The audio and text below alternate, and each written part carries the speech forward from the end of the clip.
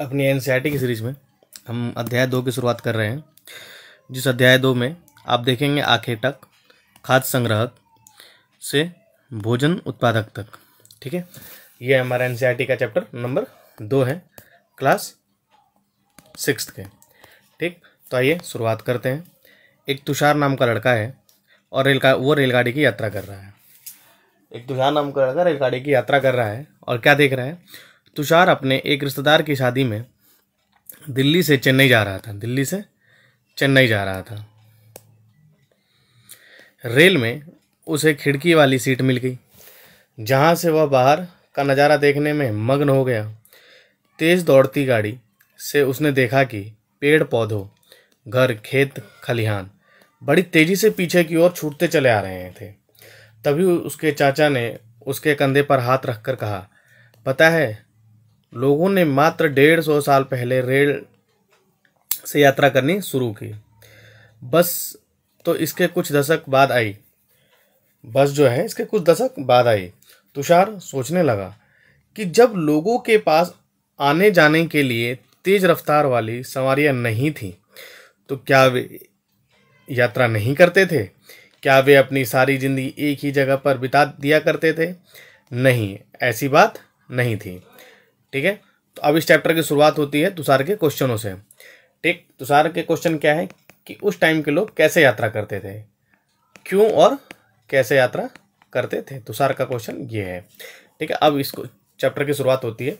आरंभिक मानव, आखिर वे इधर उधर क्यों घूमते थे आरंभिक मानव? देखते हैं। हम उन लोगों के बारे में जानते हैं जो इस उपमहाद्वीप में 20 लाख साल पहले रहा करते थे। आज हम उन्हें आखेटक, खाद्य संग्राहक के नाम से जानते हैं। भोजन का इंतजाम करने की विधि के आधार पर उन्हें इस नाम से पुकारा जाता है। आमतौर पर खाने के लिए वे जंगली जानवरों का शिकार करते थे, मछलियां और चिड़ियां पकड़ते थे, फल फूल, दाने, पौधे, पत्तियां, अंडे इकट्ठा किया करते थे।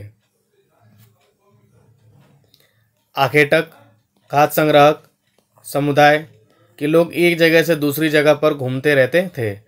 ऐसा करने के कई कारण थे। पहला कारण यह कि अगर वे एक ही जगह पर ज़्यादा दिनों तक रहते तो आसपास के पौधों, फलों और जानवरों को खाकर समाप्त कर देते थे। इसलिए और भोजन की तलाश में इन्हें दूसरी जगहों पर जाना पड़ता था। दूसरा कारण यह कि जानवर अपने शिकार के लिए या फिर हिरण और मवेशी अपना चारा ढूंढने के लिए एक जगह से दूसरी जगह जाया करते थे। इसलिए इन जानवरों का शिकार करने वाले लोग भी इनके पीछे पीछे जाया करते थे। ठीक है, पहला कारण क्या था कि एक ही जगह पर चीज़ें समाप्त ना हो जाए, इसलिए वो इधर उधर जाते थे। दूसरा कारण क्या था? शिकार के लिए वो इधर उधर जाया करते थे। ठीक, तीसरा कारण यह है कि पेड़ों और पौधों में फल फूल अलग अलग मौसम में आते हैं, इसलिए लोग उनकी तलाश में उपयुक्त मौसम के अनुसार अन्य इलाकों में घूमते होंगे। और चौथा कारण यह था कि पानी के बिना किसी भी प्राणी या पेड़ पौधे का जीवित रहना असंभव है और पानी झीलों, झरनों तथा नदियों में ही मिलता है। यद्यपि कई नदियों और झीलों का पानी कभी नहीं सूखता। कुछ झीलों और नदियों में पानी बारिश के बाद ही मिल पाता है, इसलिए ऐसी झीलों और नदियों के किनारे बसे लोग सूखे मौसम में पानी की तलाश में इधर उधर जाया करते थे। ये उनकी एक मजबूरी बन गई थी कि झील और नदियाँ सूख जाएं तो पानी की तलाश में एक जगह से दूसरी जगह वो जाया करते थे। आरंभिक मानव के बारे में जानकारी कैसे मिलती है? आरंभिक मानव जो है उनके बारे में जानकारी कैसे मिलती है? तो पुरातत्वविदों को कुछ ऐसी वस्तुएं मिली हैं जिनका निर्माण और उपयोग आखेटक, खाद्य संग्राहक किया करते थे। यह संभव है कि लोगों ने अपने काम के लिए पत्थरों, लकड़ियों और हड्डियों के औजार बनाए हों। इनमें से पत्थरों के औजार आज भी बचे हैं। ठीक है, लकड़ियों के औजार समय के साथ क्या हो गए? खराब हो गए, गल गए, मतलब बच नहीं पाए हैं।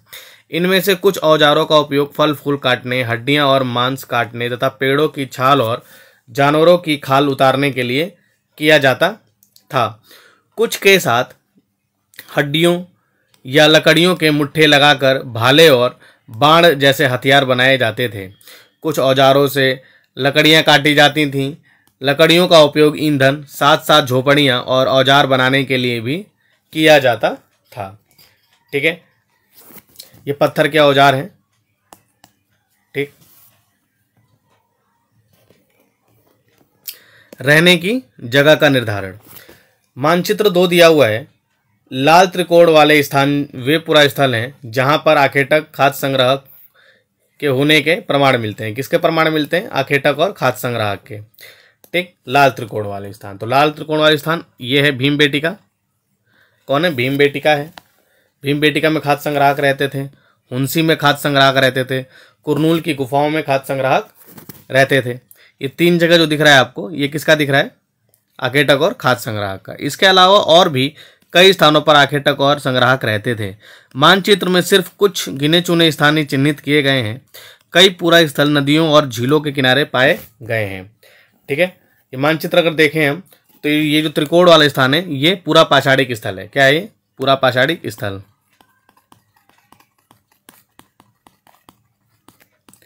यह है पूरा पाषाणिक स्थल। और जो ये नीले वर्गाकार है ये है नवपाषाणिक स्थल। जैसे हल्लूर है, पयमपल्ली है। पयमपल्ली किसके किनारे है? कावेरी नदी के किनारे है। महागढ़ा है, कोल्डी हावा है, चिरांद है, दयाजुली होल्डिंग है, मेहरगढ़ है। ये सब क्या है? ये सब बुर्जोम है। ये सब क्या है? नवपाषाणिक स्थल। महापाषाणिक स्थल ग्रीन कलर में दिखेगा। अदिनल्लूर है, ब्रह्मगिरी है। ये क्या है? महापाषाणिक स्थल। और ये जो इस आकृति का है वो आरंभिक गांव है। इनाम गांव क्या है? एक आरंभिक गांव है। और जो स्टार है वो आधुनिक नगर है। जैसे मुंबई आधुनिक नगर है, कोलकाता आधुनिक नगर के रूप में बसा हुआ है। ठीक है, चूंकि पत्थर के उपकरण बहुत महत्वपूर्ण थे इसलिए लोग ऐसी जगह ढूंढते रहते थे जहां अच्छे पत्थर मिल सकें। ठीक है, भीमबेटिका की गुफा के अंदर का एक ये चित्र है। ठीक है, और भीमबेटिका कहाँ है? आधुनिक मध्य प्रदेश में। इस पूरा स्थल पर गुफाओं व कंदराएं मिली हैं। इन लोगों के गुफाओं में इसलिए रहते थे क्योंकि यहाँ उन्हें बारिश, धूप, हवाओं से राहत मिलती थी। ये गुफाएं नर्मदा घाटी के पास हैं। कोई पूछेगा भीमबेटिका किसके पास है तो नर्मदा घाटी के पास है, मध्य प्रदेश में।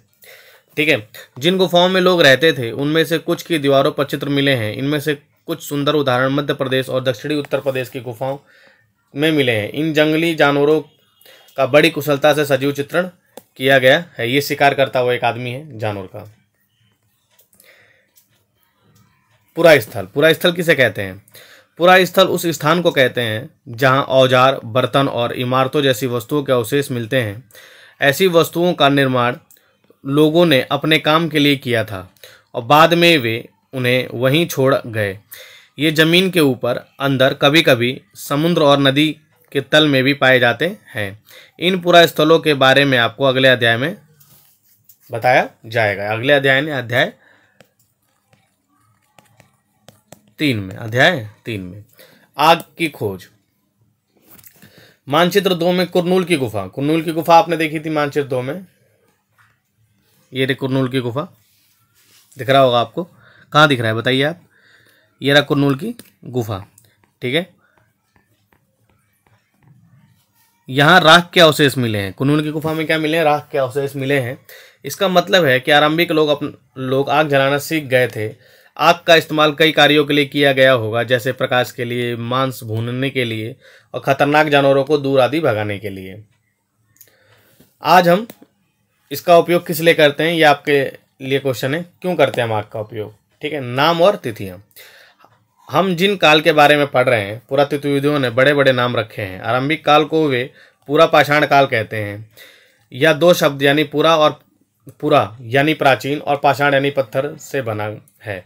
यह नाम पूरा स्थलों से पत्थर और औजारों के महत्व को बताता है। पूरा पाषाण काल 20 लाख साल पहले से 12,000 साल पहले के दौरान माना जाता है। इस काल को भी 3 भागों में विभाजित किया गया है। आरंभिक, मध्य एवं उत्तर पूरा पाषाण काल। यानी जो पूरा पाषाण काल है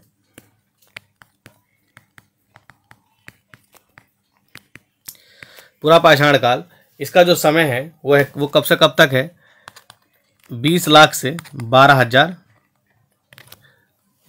BC। और इसको 3 भागों में बांटा गया है पूरा पाषाण काल को ही, आरंभिक, मध्य तथा उत्तर पाषाण काल। ठीक है, आरंभिक को पूरा पाषाण काल भी कहते हैं। ठीक है, मानव इतिहास की लगभग 99% कहानी इसी काल के दौरान घटित हुई। जिस काल में हमें पर्यावरणीय बदलाव मिलते हैं उसे मेसोलिथ यानी मध्य पाषाण युग कहते हैं। मध्य पाषाण युग में पर्यावरणीय बदलाव ज़्यादा हुए। इसका समय लगभग 12,000 साल पहले से लेकर 10,000 साल पहले तक माना जाता है। इस काल के पाषाण और औजार आमतौर पर बहुत छोटे होते थे। इन्हें माइक्रोलिथ यानी लघु पाषाण कहा जाता है। प्रायः इन औजारों में हड्डियों या लकड़ियों के मुट्ठे लगे हंसियाँ और आरी और औजार मिलते थे। साथ ही साथ पूरा पाषाण युग वाले औजार भी इस दौरान बनाए जाते रहे। अगले युग की शुरुआत लगभग 10,000 साल पहले से होती है। इसे नवपाषाण युग कहा जाता है। हमने कुछ स्थानों के नाम दिए गए हैं, अगले अध्याय में उन स्थानों के बारे में हम पढ़ेंगे। ठीक है, तो यहाँ पे अभी इतना दिमाग लाने की जरूरत नहीं है। बदलती जलवायु। लगभग 12,000 साल पहले दुनिया की जलवायु में बड़े बदलाव आए और गर्मी बढ़ने लगी। इसके परिणाम स्वरूप कई क्षेत्रों में घास वाले मैदान बनने लगे। इससे हिरण, बारहसिंगा, भेड़, बकरी और गाय जैसे जानवरों की संख्या बढ़ी और घास खाकर वो जिंदा रहते थे। जो लोग इन जानवरों का शिकार करते थे वे भी इनके पीछे आए और इनके खाने पीने की आदतों और प्रजनन के समय की जानकारी हासिल करने लगे। हो सकता है तब लोग इन जानवरों को पकड़कर अपनी ज़रूरत के अनुसार पालने की बात सोचने लगे हों। साथ ही इस काल में मछली भी भोजन का महत्वपूर्ण स्रोत बन गई। खेती और पशुपालन की शुरुआत कैसे हुई? इसी दौरान उपमहाद्वीप के विभिन्न इलाकों में गेहूं, जौ, धान जैसे अनाज प्राकृतिक रूप से उगने लगे थे। शायद महिलाओं, पुरुषों और बच्चों ने इन अनाजों को भोजन के लिए बटोरना शुरू कर दिया होगा। साथ ही वे यह भी सोचने लगे होंगे कि यह अनाज कहाँ उगते थे और कब पककर तैयार होते थे। ऐसा करते करते लोग इन अनाजों को खुद पैदा करना सीख लिया। इस प्रकार धीरे धीरे वे कृषक बन गए होंगे। इसी तरह लोगों ने अपने घरों के आसपास चारा रखकर जानवरों को आकर्षित कर उन्हें पालतू बनाया होगा। सबसे पहले जिस जानवर को पालतू बनाया गया वह कुत्ते का जंगली पूर्वज था। धीरे धीरे लोग भेड़, बकरी, गाय और सूअर जैसे जानवरों को अपने घरों के नज़दीक आने को उत्साहित करने लगे। ऐसे जानवर झुंड में रहते थे और ज़्यादातर घास खाते थे। अक्सर वे जंगली जानवरों के आक्रमण से इनकी सुरक्षा किया करते थे और इस तरह धीरे धीरे वे पशुपालक बन गए। ठीक, बसने की प्रक्रिया के बारे में देखें। अच्छा, इसका आंसर आप देना, लोगों ने कुत्ते को पालतू क्यों बनाया होगा? ठीक है, अब देखें बसने की प्रक्रिया के बारे में।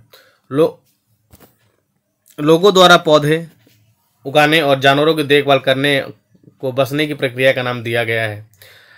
अपनाए गए पौधे तथा जानवर अक्सर जंगली पौधे तथा जानवरों से भिन्न होते हैं। इसकी वजह यह है कि बसने की प्रक्रिया की दिशा में अपनाए गए पौधे और जानवर लोग चयन करते थे। उदाहरण के लिए लोग उन्हीं पौधों तथा जानवरों का चयन करते हैं जिनके बीमार होने की संभावना कम हो। यही नहीं, लोग उन्हीं पौधों को चुनते हैं जिनसे बड़े दाने वाले अनाज पैदा होते हैं, साथ ही जिनकी मजबूत डंठलें अनाज के पके दानों के भार को संभाल सके। ऐसे पौधों के बीजों को संभाल कर रखा जाता है ताकि फिर से उगाने के लिए उनके गुण सुरक्षित रह सकें। उन्हीं जानवरों को आगे प्रजनन के लिए चुना जाता है जो खास तौर पर अहिंसक होते हैं। इसलिए हम देखते हैं कि पाले गए जानवर तथा कृषि के लिए अपनाए गए पौधे जंगली जानवरों तथा पौधों से धीरे धीरे भिन्न होते गए।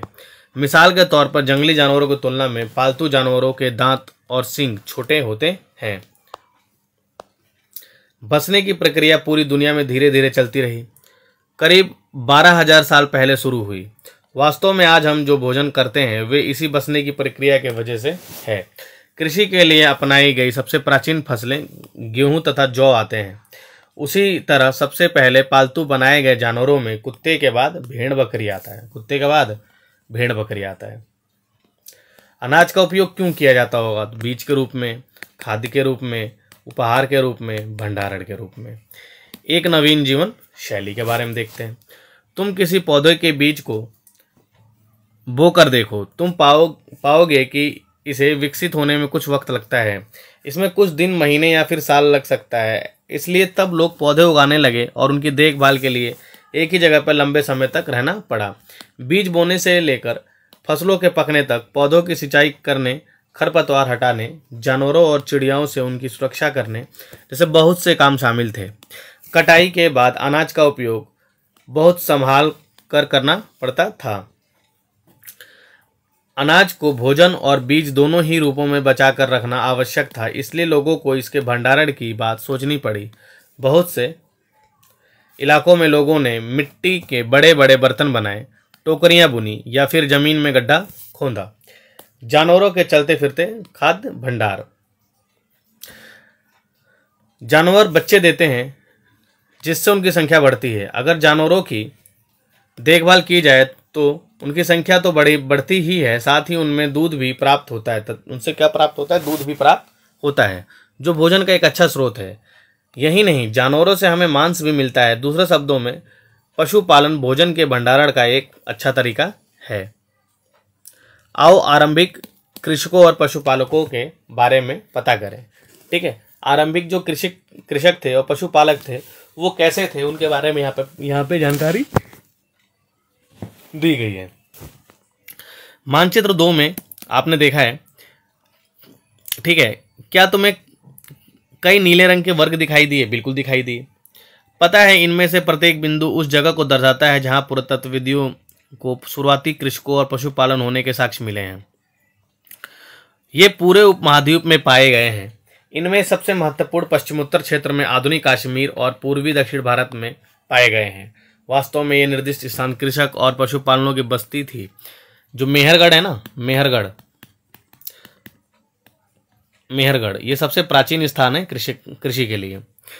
नहीं बसी थी या नहीं, इसे जांचने के लिए वैज्ञानिक खुदाई में मिले पौधे और पशुओं की हड्डियों के नमूने का अध्ययन करते हैं। इनमें से सबसे रोचक जले हुए अनाज के दानों के अवशेष हैं। ऐसा लगता है कि ये गलती से या फिर जानबूझकर जलाए गए होंगे। वैज्ञानिक इन अनाज के दानों की पहचान कर सकते हैं। इस तरह हमें पता चलता है कि इस उपमहाद्वीप के विभिन्न भागों में बहुत सारी फसलें उगाई जाती रही होंगी। वैज्ञानिक विभिन्न जानवरों की हड्डियों की पहचान कर सकते थे। ठीक है, स्थायी जीवन की ओर पुरातत्वविदों को कुछ पुरास्थलों पर झोपड़ी और घरों के निशान मिले हैं, जैसे कि बुर्जहोम कश्मीर में कि लोग गड्ढे के नीचे घर बनाते थे जिन्हें गर्तावास कहा जाता था। कभी पूछा जाए गर्तावास कहाँ से मिला है, तो कश्मीर के बुर्जहोम से प्राप्त हुआ है। इनमें उतरने के लिए सीढ़ियाँ होती थीं। इससे उन्हें ठंड के मौसम में सुरक्षा मिलती होगी। पुरातत्वविदों का झोपड़ी के अंदर और बाहर दोनों स्थानों पर आग जलाने की जगह मिली हैं। ऐसा लगता है कि लोग मौसम के अनुसार घर के अंदर या बाहर खाना पकाते होंगे। बहुत सारी जगहों से पत्थर के औजार भी मिले हैं। इनमें से कई ऐसे हैं जो पुरापाषाण युगीन उपकरणों से भिन्न हैं, इसलिए इन्हें नवपाषाण युग का माना गया है। इनमें वे औजार भी हैं जिसकी धार को और अधिक पैना करने के लिए उन पर पॉलिश चढ़ाई जाती थी। ओखली और मूसल का प्रयोग अनाज तथा वनस्पतियों से प्राप्त अन्य चीज़ों को पीसने के लिए किया जाता था। लाइक और सब्सक्राइब करना ना भूलिएगा, सपोर्ट बनाए रखिएगा अपना, ठीक है, और अपना प्यार दिखाते रहिएगा। आज हजारों साल बाद भी ओखली और मूसल का प्रयोग अनाज पीसने के लिए किया जाता है। उसी तरह प्राचीन प्रस्तर युगीन औजारों का निर्माण और प्रयोग लगातार होता रहा।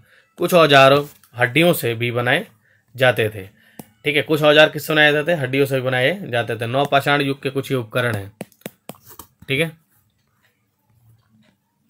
नवपाषाण युग के पुरास्थलों से कई प्रकार के मिट्टी के बर्तन मिले हैं।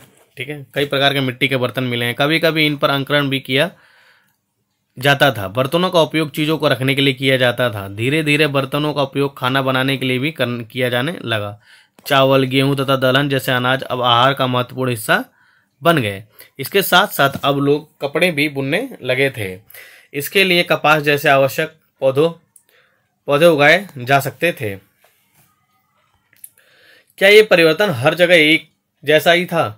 ऐसी बात नहीं है। एक तरफ जहाँ कई जगहों पर स्त्री पुरुष शिकार, भोजन संग्रह करने का काम करते थे, वहीं अन्य लोगों ने हजारों साल के दरमियान धीरे धीरे खेती और पशुपालन ने अपना स्थान ले लिया। बहुत जगह लोग मौसम के मुताबिक दल बदल कर अपनी जीविका चलाया करते थे। सूक्ष्म निरीक्षण करते हैं मेहरगढ़ का। मेहरगढ़ में जीवन मृत्यु। मानचित्र 2 में मेहरगढ़ हमने देखा था उत्तर पश्चिम में। ठीक है, यह ईरान जाने वाले सबसे महत्वपूर्ण रास्ते बोलन दर्रे के पास हरा भरा समतल स्थान है। मेहरगढ़ संभवतः वह स्थान है जहां स्त्री पुरुषों ने इलाके में सबसे पहले जौ गेहूं उगाना और भेड़ बकरी पालना शुरू किया होगा। यहाँ विभिन्न प्रकार के जानवरों की हड्डियां मिली हैं। इनमें हिरण तथा सुअर जैसे जंगली जानवरों तथा भेड़ और बकरियां मिली हैं। मेहरगढ़ में इसके अलावा चौकोर तथा आयताकार घरों के अवशेष भी मिले हैं। घर में 4 या उससे ज़्यादा कमरे हैं, जिनमें से कुछ संभवतः भंडारण के काम भी आते होंगे। मृत्यु के बाद समानता मृतक के सगे संबंधी उसके प्रति सम्मान जताते थे। लोगों की आस्था थी कि मृत्यु के बाद भी जीवन होता है, इसलिए कब्रों में मृतक के साथ साथ सामान रखे जाते थे। मेहरगढ़ में ऐसी कई कब्रें मिली हैं। एक कब्र में एक मृतक के साथ एक बकरी को भी दफनाया गया था। संभवतः इसे परलोक में मृतक के खाने के लिए रखा गया होगा। ठीक है, अन्यत्र देखते हैं, यानी अन्य जानकारी देखते हैं। फ्रांस में गुफा में की गई चित्रकारी। ठीक है, ये फ्रांस के गुफा की चित्रकारी है। 2 भैंस लड़ते हुए दिख रहे हैं यहाँ पे, 2 बैल। अपने एटलस में फ्रांस ढूंढो। यह चित्र फ्रांस में कई गुफा है। इस पुरस्थल की खोज 100 साल पहले 4 स्कूली छात्रों ने की थी। इस तरह के चित्र लगभग 20,000 साल से पहले होकर 10,000 साल पहले के बीच पाए जाते हैं। इनमें कई जानवरों के चित्र हैं। इनमें जंगली घोड़े, गाय, भैंस, गेंडा, रेनडियर, बारहसिंगा और सूअरों के गहरे चमकीले रंग के चित्र मिलते हैं। इन रंगों को लोहा या चारकोल और खनिज जैसे पदार्थों से बनाया जाता था। यह संभव है कि इन चित्रों को उत्सवों के अवसर पर बनाया जाता था, या फिर इन्हें शिकारियों द्वारा शिकार पर निकलने से पहले या अनुष्ठान के लिए बनाया गया होगा।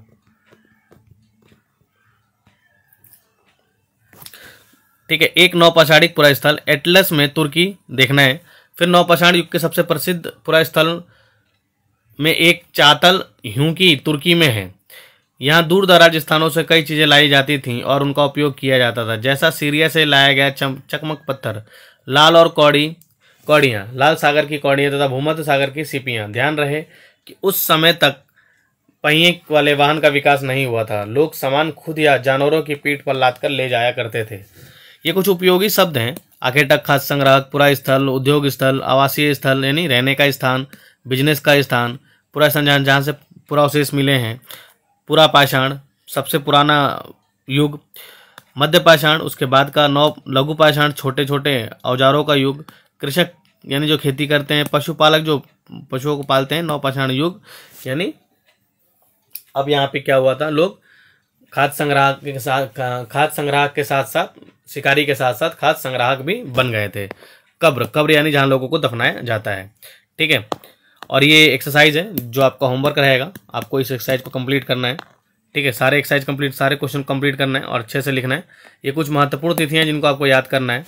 ठीक है, ये तिथि है मध्य पाषाण युग का काल 12,000 से 10,000 साल, बसने की प्रक्रिया 12,000 साल से पहले, नवपाषाण युग 10,000 साल से पहले, मेहरगढ़ की बस्ती 8,000 साल, लगभग 8,000 साल के अबाउट में। ठीक है, मिलते हैं आपसे अगले वीडियो में। लाइक और सब्सक्राइब करना ना भूलिएगा। अपना प्यार बनाए रखिएगा। धन्यवाद, टाटा, बाय बाय।